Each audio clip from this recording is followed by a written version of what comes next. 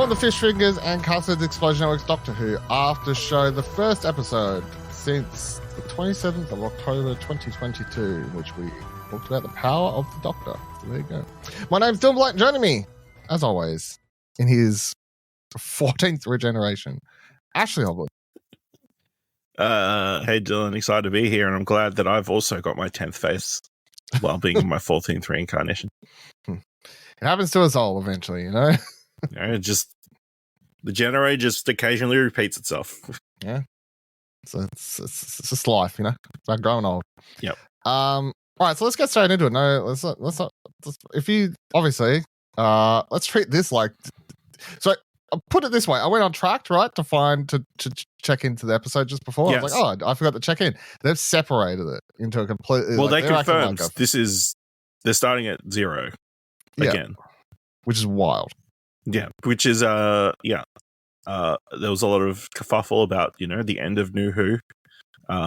What's this era of Who going to be called? And I'm a strong proponent of this era of Who being called Who Plus, Doctor Who Plus.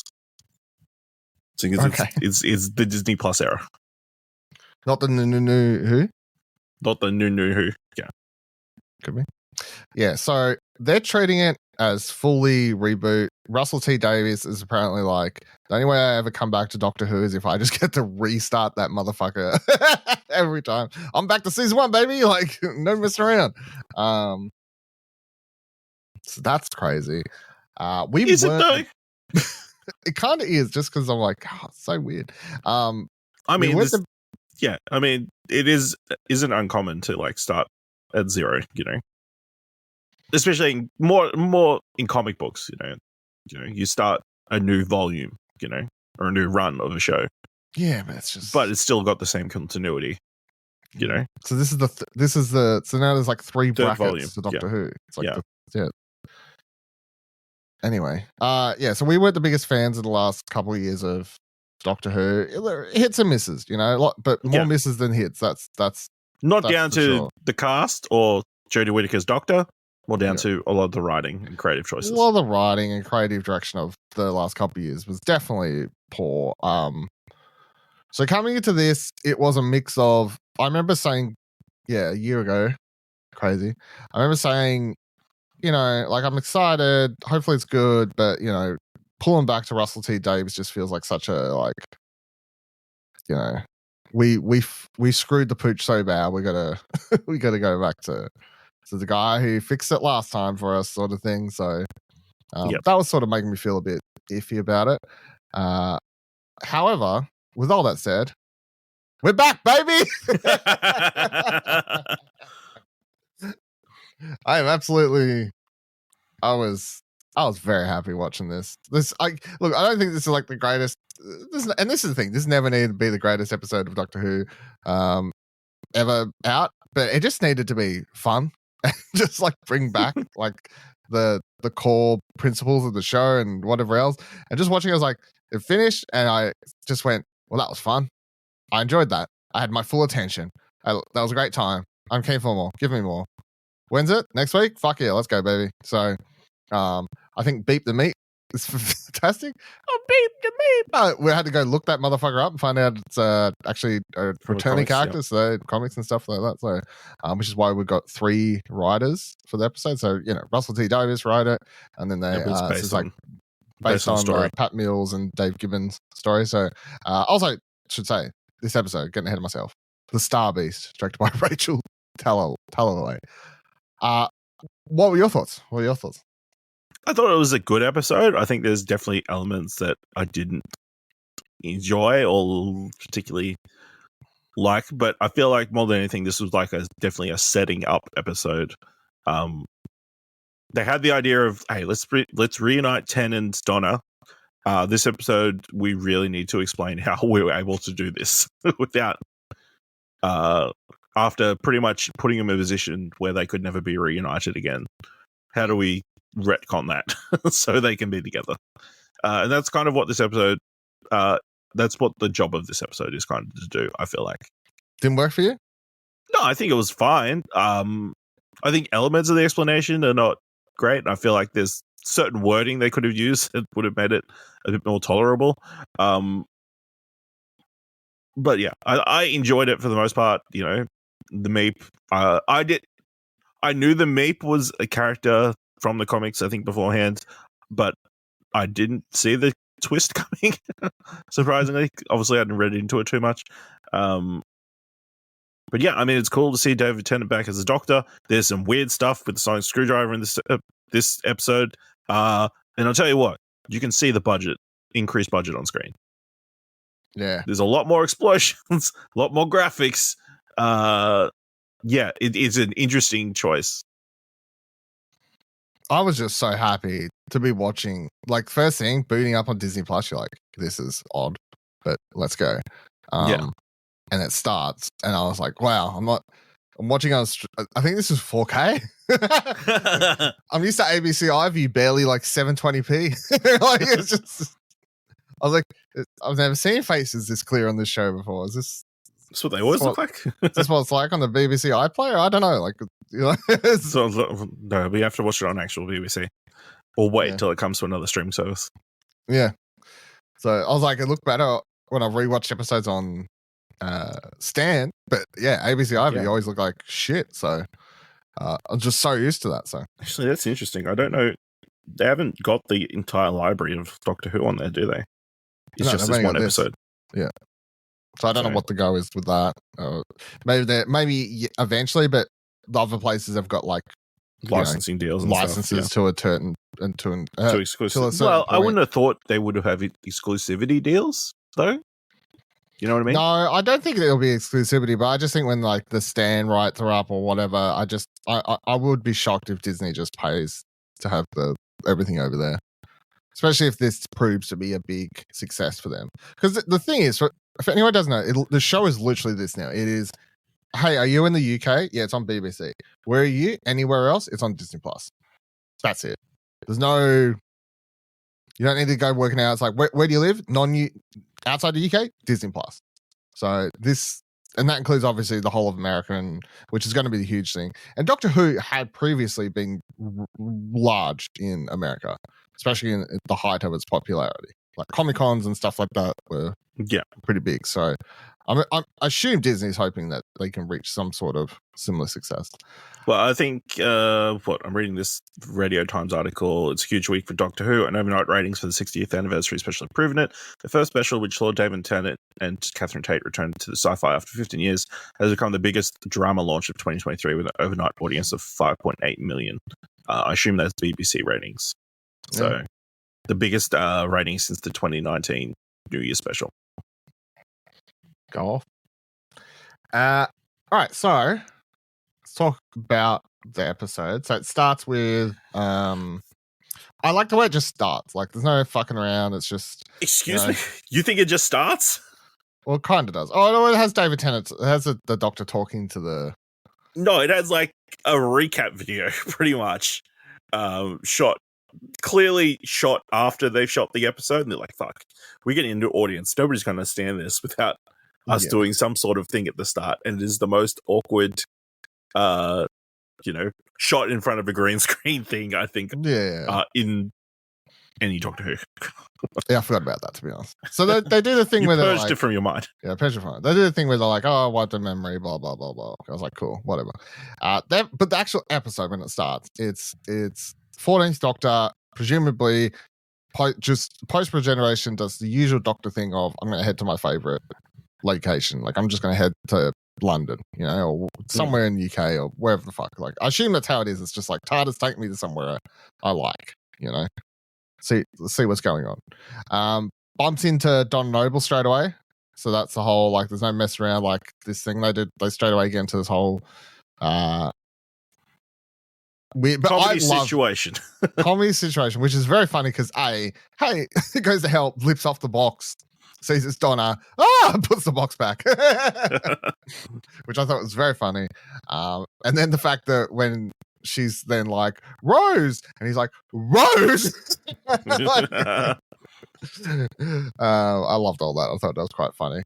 And then it's revealed, obviously, you find out a little bit later that this is why, but like the mind thing that he did to her, like when the ship's crashing down, anything to do with aliens, Donna's just sort of Subconsciously avoids it. Yes, just literally turns away from it and doesn't pay any attention and everything like that. So, Doctor, straight away it's like this whole thing about why is he the 14th? Don't know. Figure that out later. Donna Noble's here now, so let's not mess around too much. We're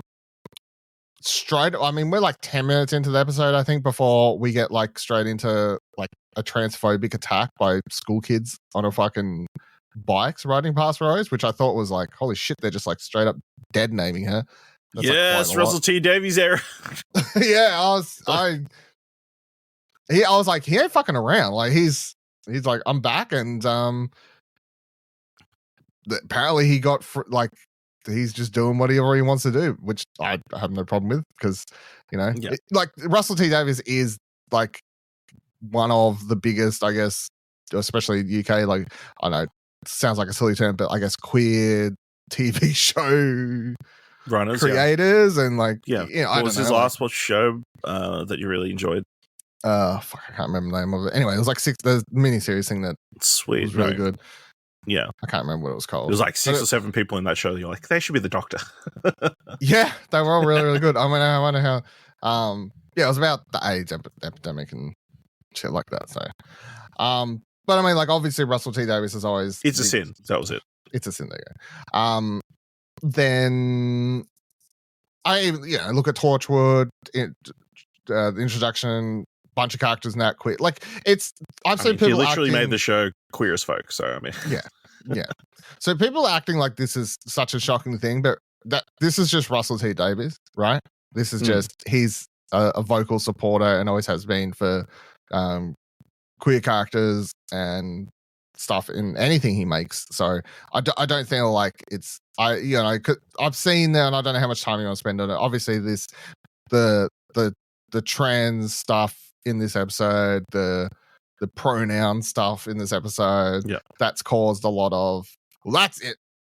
They fucking wrote it. It's fucking woke. It's fucking woke. I've seen people posting Twitter videos of what would be considered woke nowadays from early 60s episodes of Doctor Who, and like saying Doctor Who's always been woke, which it has. So I don't know, like.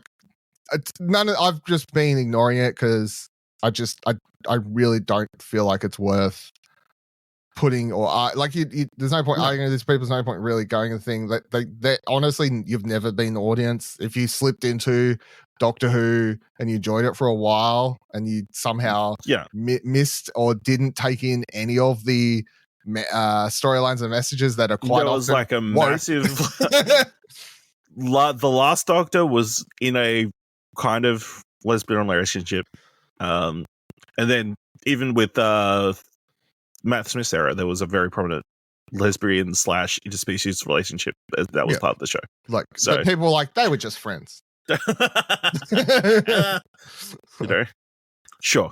And I mean, political wise, the show has always throughout its history tackled worldwide events and stuff from predominantly a left-leaning view. Yeah. So I don't feel like there's anything shocking about the Doctor's never like, get that money. Yeah. Yeah, you destroy the environment. You need that money. It's fine. The show's usually the show's heavily about slavery, keep doing it. Yeah. And if you're like, well, that's not political, you're a fucking idiot. Like, at a certain stage, slavery was a very political issue. So, I mean, I don't know. What are your thoughts on any of that sort of stuff? I thought it was fine. The thing I take issue with is the explaining why she was transgender, which is part of the later in the episode, which I didn't think was necessary. But yeah, other than that, she was a great actress. I enjoyed her in the one season of Heartstopper I watched.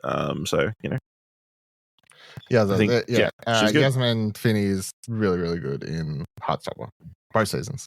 Mm-hmm. So I don't think she's in anything else. Maybe nothing I've watched. Not yet, I would think. No, that's literally it. 2 seasons of Heartstopper, Doctor Who. That's it. That's her acting degree. She was in a short called Mars. So there you go. Fucking what a career. So we do follow Rose through to her TARDIS, as we find out later, I guess, or the shed, where after she runs out, they hear, she's got a friend out there, is like, oh, fucking aliens, Christ, all this while, let me head back, I'll get my phone or something. And I'm like, this is unrealistic, because what teenager doesn't always have their phone on them? Who doesn't have it on all the time? So it doesn't make sense. I was like, straight out, the writing's bad now. Super unrealistic. Runs back and then bumps into Beep the Meep in the alleyway in the trash. In the trash, where we find out it belongs. And then they go through to she brings Beep the Meep into her little shed, and they talk, and they have this really fucking funny sequence, and it was glorious. They uploaded some of this onto YouTube like early in the week, and I'd already seen that sequence with Donna, which I thought was still quite funny, poking its eye and stuff. They uploaded that as a clip, so I knew that was coming. But yeah, just the like where she like gives it her toy or whatever, and then pulls out the stuffing. It's like, ah! There's a lot of funny stuff happening here. And then when Donna comes in, it's like, oh, that's one of your best ones yet, and it just blinks and there's whatever else. And I really liked, and it's practical is the other thing, I guess. I mean, it's but it's a combination of effects, but it looks really, really good. Yoda-esque, I guess. A bigger version of Yoda. Yeah, when it's cute, it's great.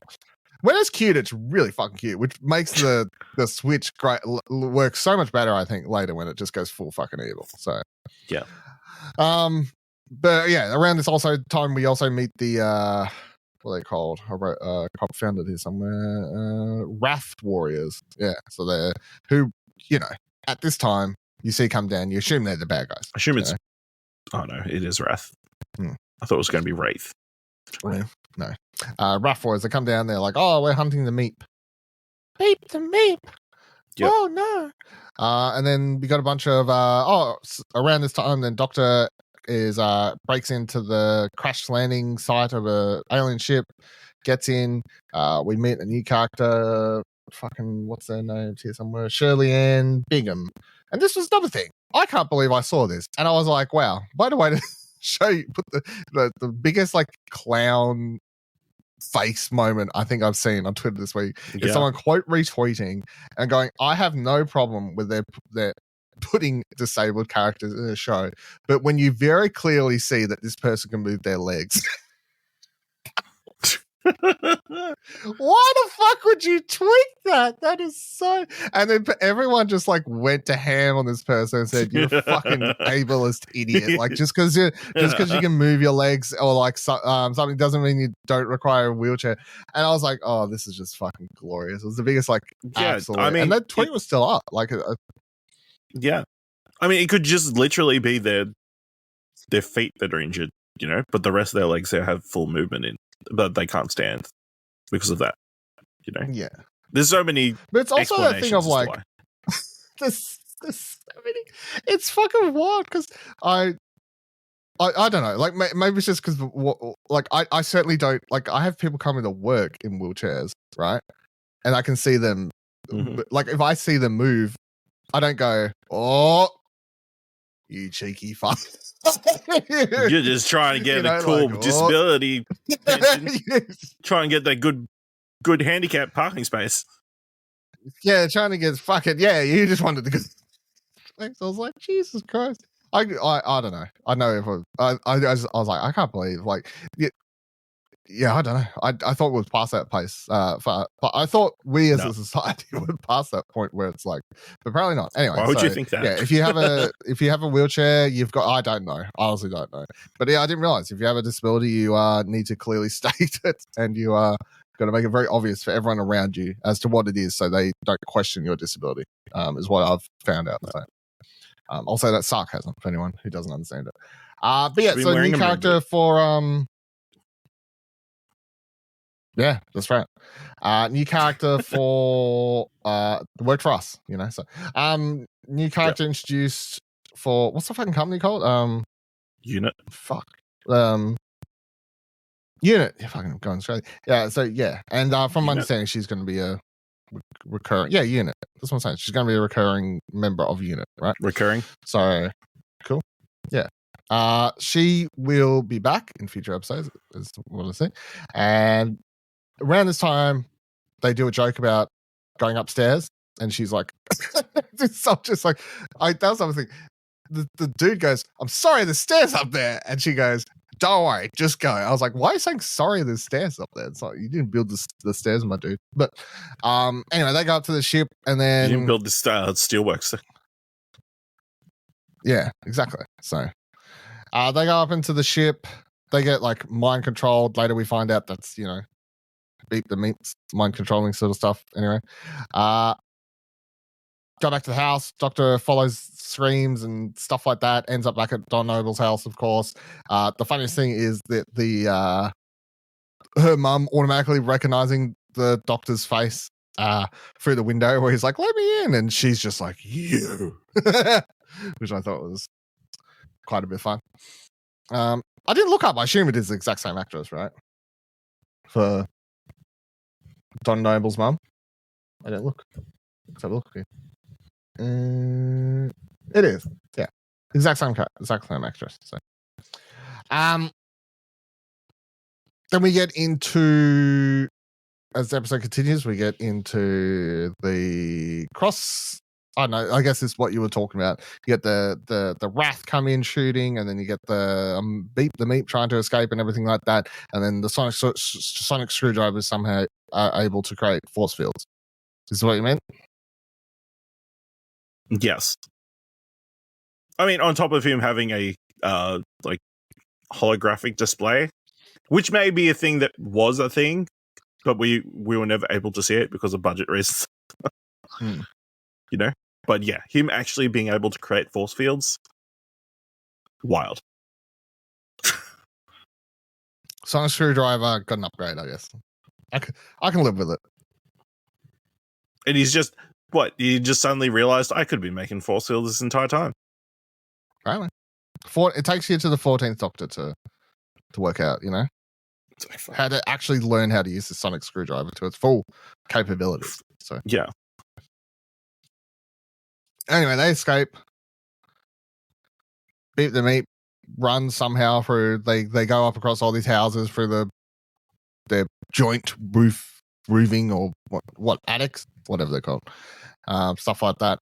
Very funny sequences. I just like watching every character crawling along on their fours, and then the Meep just like waddling along. I thought it was quite funny.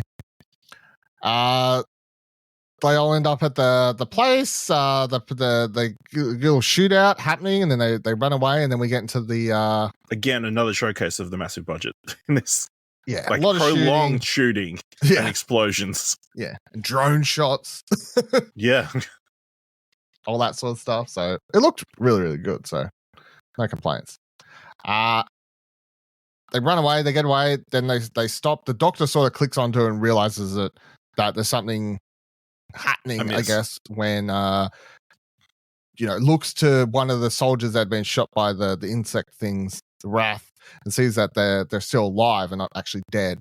And then the car they're escaping in while being shot is not actually taking any damage. So they pull into a car park garage, and then he puts on whatever you call the judge things. It's an old wig thing somehow. Where that comes from, I don't know. Lawyer wig, Yeah.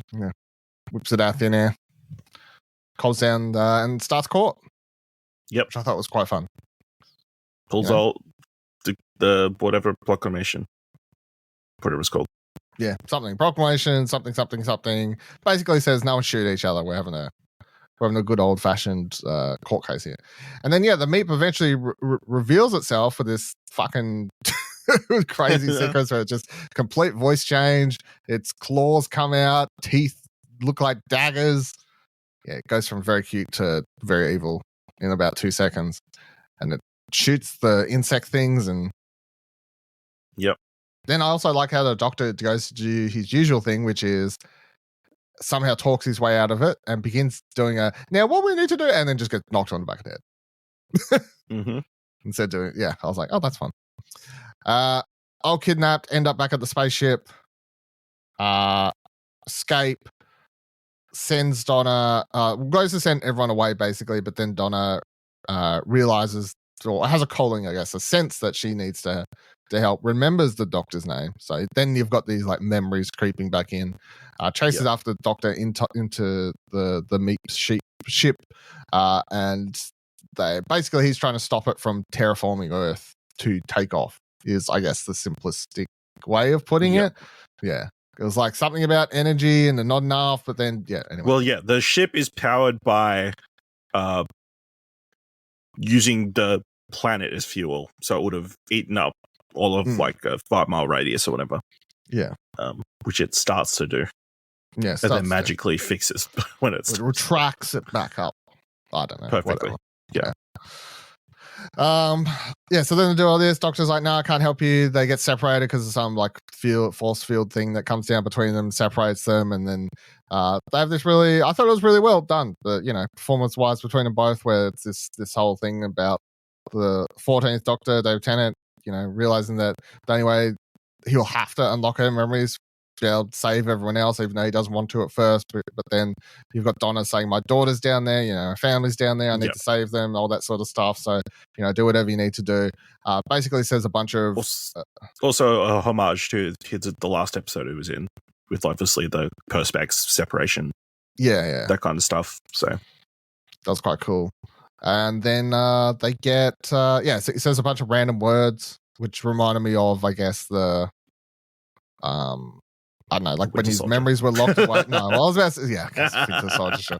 It was only of the fob watch thing when he was like locked away, because that was the same sort of scenario, I guess. Had certain words unlock the memories and stuff. So, then we get Dr. Donna back, and Dr. Donna goes to work and goes ham, and says this is the greatest 2 minutes of her life or whatever. She gets very upset at the doctor first. Yeah, fair enough. Because she gave away the $133 million. Yeah, that was funny. It was. I like how they mess around. They were like, oh, remember that lotto ticket you gave? Like, how are we going to explain that? And it was like, nah, she gave it away.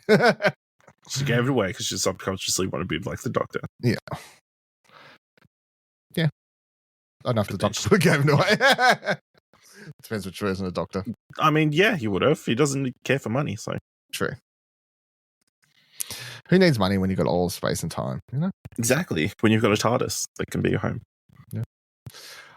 So Dr. Donna comes out. They save the day by flicking a bunch of switches and stuff that just a bunch of scientific or non-scientific mumbo-jumbo terms that they throw around. Yeah. Save the day, and then they do this whole reveal thing is... basically that the power or the Time Lord. Now this is where we're in the struggle. Yeah. So the Time Lord essence or whatever they called it. I can't remember what the actual name was. Here's what I'm going to read from Wikipedia. Okay. To the Doctor's surprise, Donna does not die. With Rose's birth, Donna has passed down part of the Metacrust into her, awakening some of the memories of Donna with Rose, whose shed ends the stuffed toys were unconscious imitations of the TARDIS and the aliens that her mother encountered with the Doctor. Yep. Yeah. So she passed down the metacrisis across two Some people. of it, yeah. Because it was too much for one person. Yeah. And I gotta be honest, I was like, fair enough. Okay. That works. That works. Again, here it's like her saying, oh, the reason I'm transgender is because I wanted to be non-binary. It's like, okay, you didn't really need to have that. I don't think that was a necessary thing to have as part explaining why she's transgender. I didn't take it as an explanation though. I didn't take it that way. I thought it was just like they were just saying like because Donna Noble in that sequence just says binary, binary, binary, and then they have it so that Rose was the person saying non-binary. It was just I just took it as explaining how they were the two sides of the split of information or that form or whatever. It just so happens that of course having her be the one that says non-binary does make it seem like It's like some sort of explanation. But I think if you reversed it, it's the exact same effect. Like if you had Donna saying non-binary and then Rose saying binary, it's still, that's how I took it. I don't think it's supposed to be any sort of explanation or like reasoning, especially because I don't feel like Russell T Davies is going to do a storyline where it's like a trans person is trans because of, that's not. I don't think he did it on purpose. I think it's just it can easily be interpreted in that way, and that's the way I interpreted it. Yeah, I get what you're saying. I just don't. I definitely don't feel like that's the way it's meant to be. Like taken literally. I don't think it's meant to be literal. Mm. Yeah, the rest. I mean, basically, it works for me. And then they even their most simplistic explanation of how to get rid of all this, where the doctor's like, "Well, we're going to be able to figure out a way to get rid of all this energy, or else you're both going to die," like this. And they're like, "Well, we'll just choose to get rid of it." But why didn't you do that 10 years ago, 15 years ago? I don't know. I guess it was like because they're like split, they have longer, and because they have more control. They don't go into like full robotic form or whatever, they have more consciousness to be able to choose to do that. That's just me, like fan feeling. Again, also, I didn't love some of the dialogue here about saying, "Oh, if you were still the 13th Doctor, then you would understand. As a woman, we can just let it go." I don't think that was necessary. They could have just said, "Oh, we want to let it go," but you specifically make a reference to them because they're women being able to do it, Yeah. I mean, it was fine. Whatever. It's fine. I don't think it was. Yeah. I don't think it's necessary, but I definitely hear, I hear jokes like that all the time. Like, Also weird if this is a starting point or a reboot that, to make mentions of the 13th Doctor that probably a large portion of the audience has not seen. I like the joke earlier on where he shows the pad thing to Donna's husband in the cab. He's like, head mistress. It says head mistress. Yeah. And he's like, catch up. That's a cool joke. But, other than that, didn't love it. Yeah, that's fair. I feel like that was the only one where I can agree and say that was a little bit felt a bit forced. Like, I know the other one that people have been going on about is just the pronouns part with the meat. But even that, I was like, that's fair. I actually like that because it's understandable if there's a transgender person in the room. That would be like, that's something they consider. Yeah. And it's just like, and he was drunk. He called the meat a he, and it's voiced by a female actress. So yeah. And I can't remember the exact wording, but it's just like the meep uses the term of meep or whatever. It's like, okay, it's not a he, it's not she, just meep. It's meep. A little bitch. No. Yeah. So I agree, but it's not going to bother me. I don't fucking no. It's such a small detail. Yeah, it's like whatever. And then so the episode ends. They go to the TARDIS. You get a sequence which I'm pretty sure wasn't acting, but just David Tennant seeing it for the first time, and making sure. Oh well, you'd hope it wasn't because he ran around a lot, and I'd feel bad for the camera person, like trying to keep track of him. Yeah, really goes ham. First question I had is: so do you reckon we're just seeing this TARDIS for 3 episodes, and they just have to change it all again? Like, no, surely not. I think this is the new TARDIS that wild if Judy will have. Or maybe slightly different, but like using the same base or something. I don't know. Yeah. I mean, it looks cool, obviously, with the lighting, and it is huge. Another case of like they got a pretty big budget. Yeah, it looks cool. It looks like there's a bunch of rooms offered and that kind of stuff. So not that there hasn't been rooms offered in the past, but no. But with what had one episode where they've ever explored the rooms in the TARDIS, so I think what the journey inside the TARDIS. Yeah, that one. Like that's it, right? Only one. Yeah, pretty much. And then when they were exploring it all, and we thought was just gonna. Donna's like, no, I got to stay. I got a daughter to look after and all these sorts of things, and Also, just quickly before I wrap up, I thought the funniest, and also again, just like going back to the like after that whole dead naming shit and coming inside and all that whatever, I love the delivery of Donna Noble, like of Catherine Tate's like just doing this whole thing. Is like, you have a child, you have this beautiful daughter, and then you look, and then sometimes you just think, wow, did I create that? That's amazing. And then she just she looks at her mum, like I thought it was so good. I mean, what the fuck was I saying? The comedy in this is really good. The comedy is really good. It's quite fun. They go back into TARDIS. They thought that was just gonna, have a look-see around or whatever, but the TARDIS has no, they want to go visit Wilf. Oh, Wilf, that's right, yeah. Wilf. That's right. And I who forgot that who isn't dead in this. Obviously, the actor who played Wilf, Bernard Gibbons, has passed away since, but he did film stuff prior to his passing. So he may appear in one of the next 2 episodes, I'd assume. But yeah, I mean, they can't very much telegraph what was going to happen. Like every time you step in there, something goes wrong and you go on some massive adventure. Yeah. It'd just be a quick trip. No. Yeah. Off they go. And we know they're not going, we know they're going somewhere weird next episode. So yeah. Credits. But yeah, this brand new TARDIS, 2 minutes in, set on fire. Yep. Coffee machine though. Yeah. Seems impractical to like bring it slowly up. Why not? But whatever. Any other thoughts? No, I think we covered most things. Yeah, it looks really good.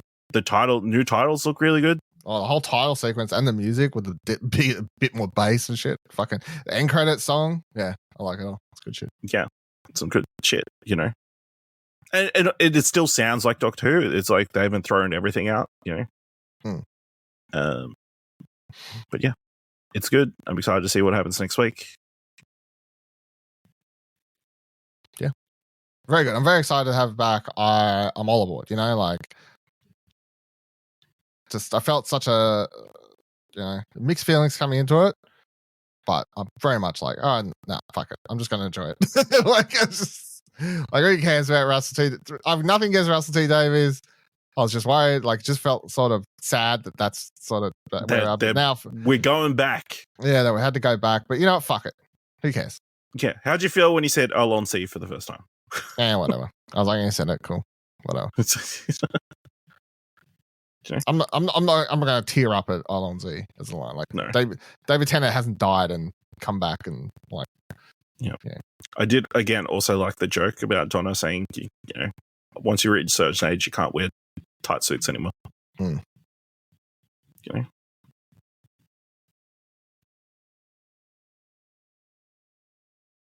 What age is that? I think it's 35 is what you said. Clearly implying that he's much older. Yeah. All right. Thank you for joining us on this first episode of the new series, officially series 1 of Fishing is a Custard. Of course, you can find all our other stuff on explosionnetwork.com, including other podcasts and stuff. Check them all out. And we'll be back next week talking about much more Doctor Who. We've got 2 more specials, next week's special, the week after the special, and we got the Christmas special. Shooty Gotwa, and then it's coming. It's coming very soon, and then next year at some point. I don't think they've said the date yet. The official first Shooty Gotwa season. But presumably the Doctor regenerates at the end of the 3rd episode, the one with Neil Patrick Harris as the toy maker. I mean, yeah, it's kind of crazy. He'll be the second shortest running Doctor. Yep. But the only Doctor to have 2 runs, not. I don't know else will be able to say that. I mean, technically, it's the same actor with the second run. Same actor, but no other actor can say they played the Doctor twice. There's 2 different versions. Well, I mean, yeah, there's 2 different versions. Okay. Yeah, I didn't say 2 different characters. It was Peter. There was another video on YouTube where you had David Tennant and Catherine Tate running through their episodes together, and that it was funny hearing them talk about it, and then they're just like back and forth. And they're like, oh, and then we did that episode, and we ran into Peter Capaldi in that episode. And then they're like, oh, who else is in that episode? Karen Gillan was in that episode too. And then talking about stuff like that. And then he's like, and then we go, and then I meet. Then we go to the Doctor's Daughter episode where I meet my wife, and then Catherine Tate's like, what? And he's like, that's where I met my. Oh, that's right. That's where. Okay, yeah, no, we're good. It's so that's a funny video to watch if you want to hear them just back and forth talk about their season together. It's quite funny.